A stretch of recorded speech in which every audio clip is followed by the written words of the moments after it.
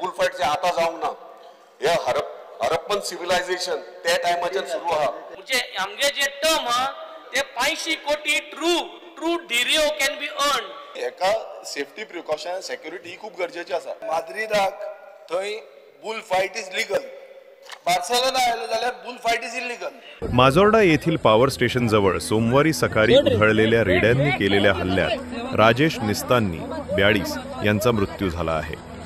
या घटनेत आणखी 4 जण किरकोळ जखमी झाले असून कोलवा पोलिसांनी तातडीने घटनास्थळी धाव घेतली। मिळालेल्या माहितीनुसार या ठिकाणी धीरयो बैलांची झुंज आयोजित केली गेली होती।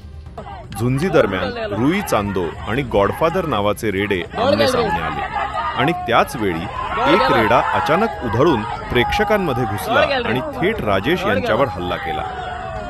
गंभीर जखमी राजेश यांना रुग्णालयात दाखल करण्यात आलं, मात्र उपचारादरम्यान त्यांचा मृत्यू झाला।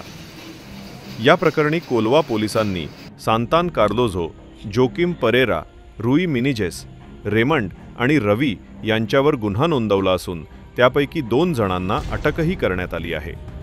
दक्षिण गोवा पोलीस अधीक्षक टिकम सिंग वर्मा यांनी सांगितलं, जर धीरयो झाल्याचं सिद्ध झालं तर दोषींवर कठोर कारवाई होणारच आहे।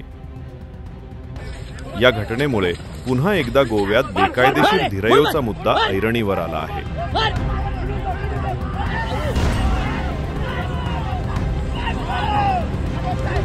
नागरिकांनी मागणी केली आहे, एका निष्पाप जीवाचा बळी घेतलेल्या या प्रकाराची सखोल चौकशी व्हावी आणि दोषींना शिक्षा व्हावी।